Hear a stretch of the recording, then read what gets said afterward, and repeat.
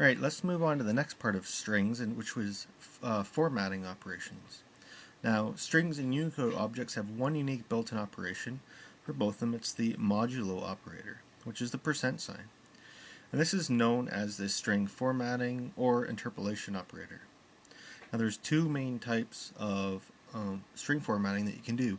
This is the first type. And the second type we're going to talk about, which is a format function, I'll talk about in another video. So, given a format modulo value pair, and it's where the format is a string or a Unicode object, and the best way to explain that is actually show you an example of it. So just remember that's going to be format modulo values. So say I print, right? So I have that. Now what happens if I want hello to be something here, like, and then some value there that I don't know, I just want it to be like a boilerplate code, and I want this bit right here to be filled in depending on whoever it is that's reading the string.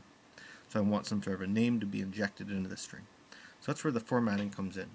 And let me show you a quick way of how we do that using the modulo. And we use that percent sign for a placeholder. And I'll get into the placeholder in a second. But here's that modulo. So this is the first bit. This is the format and then the values here. And there we go. So I've injected this bit of data into that string using this placeholder and the modulo sign with a format and value pair. Now there's another way you can actually do this, and people who know a little bit about Python would say, well, that looks a bit weird, because you could actually do this. And we have two strings, so I can add the strings together if I wanted to. And that would put the two strings together and it would say hello J, but there's no space there like it is here. So then you'd go and you'd look at this option. Hello, with a comma, and then J. And when you do it this way, there is a space. So all three of these ways are identical for the outcome that you're going to get, except for the plus sign doesn't give you the space that you may want. Now why would you do this then? Why would you create a placeholder if you can do something as simple as a comma to put two strings together to create that dynamic sentence? Well, formatting comes really handy when you have more than one thing you want to inject into the sentence, and it could be all mixed up into different positions of the sentence as well, or the string I should say. So let's see this example. Hello, a placeholder. Your age is, we'll do another placeholder. You like, and another placeholder. And we'll end the sentence off. So that's our format. We're going to have a modulo there to separate, and now we're going to list our values. And if you have more than one value, you want to group them together with a data type that we'll talk about in later videos called a tuple. And a tuple is grouped using brackets like this. So all I have to do is just list now three things to inject into the three placeholders. If you have whatever number of placeholders you have to have the exact same number of values on the other side of the modulo. So we'll just do three here. J was the first one, and separate it as a list with commas. Your age is, we'll do 16, comma, for the last one we'll do pizza. Okay, so I have a string, which is a format, three placeholders, and I have 3 bits of information I'm going to inject into that. If I push enter, you'll see it created the sentence, hello J, your age is 16, you like pizza. Let's go move on here. We're going to look at what I've done here. Now I've %s. Let's talk about the placeholder for a moment. What does %s mean? Well, there's a list of different placeholder types that we can use here. And the one I've been using, S, just because it's so simple, it just takes a string. So if we look on here, S represents a string, converts any Python object using string.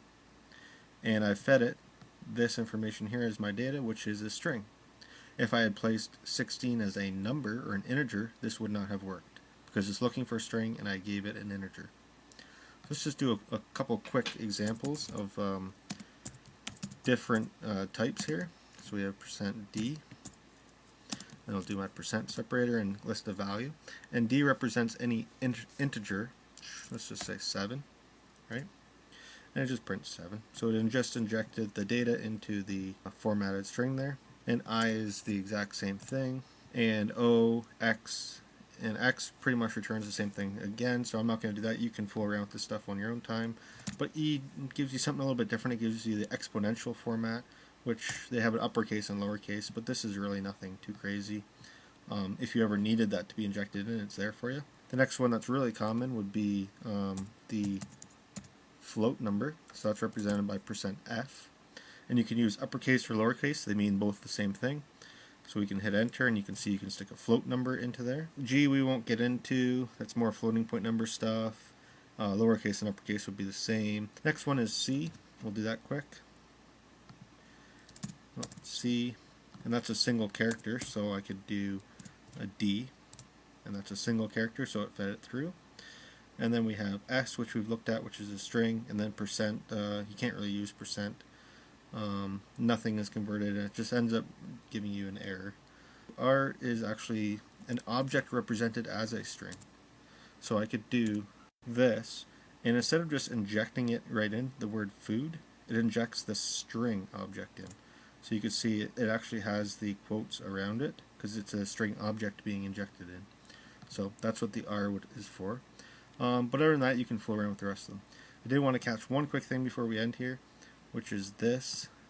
We start the string, then we have the percent for the placeholder, and I'm actually naming the placeholder. In this case, I'm giving it a name of language, and it's a string because it has S. And then I do another one, percent placeholder for a named placeholder called number. And I actually have this with D, and D is for an integer. And the 03 just represents how many characters I want to display, how many zeros I want to put ahead of the actual character. So I want to make sure there's 3 characters displaying in that integer. And then the rest of the string, and then I end it off. Put the modulo sign, and then here's my values. So I've done something different here. I'm not using the tuple I used right here.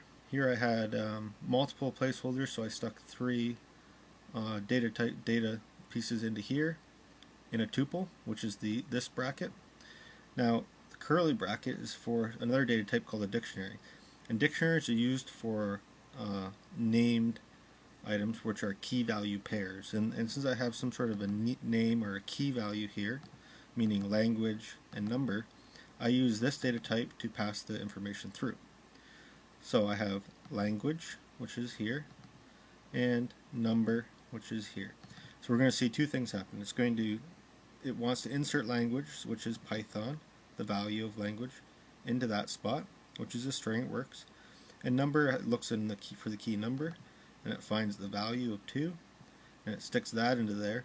But it has this number of digit placeholders here of 3, so it should say 002 because it wants 3 digits to display. So we'll hit enter, and we'll see the name got injected. Python as the language has 2 quote types.